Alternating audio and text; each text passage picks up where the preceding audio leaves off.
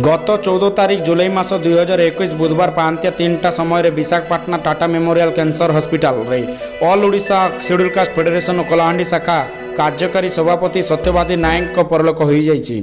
विशाखापाटनारू तांको प्रथाप शरीर को तांको भवानीपाटना बासभवन को आनी सहर परिक्रमा करी रात्र 10 घंटार सदर थाना सम्मुखें थिबा मशाणी रे ताहा करा जायतिला। एही समय AOSCFK अनेक कर्मकर्ता सह नुआपड़ा बलांगीर सोनपुर आदि जिल्लारू आंबेडकर आदि समाजसेवी चाकरिया उपस्थित रही तांकर आत्मर शांति पाई प्रार्थना करा जायतिला।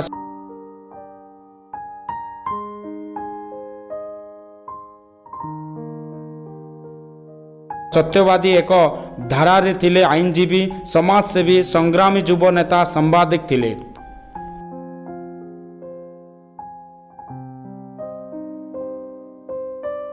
बुद्धं शरणं गच्छामि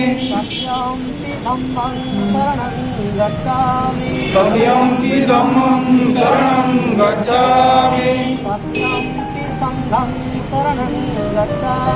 तथ्यंपि संघं शरणं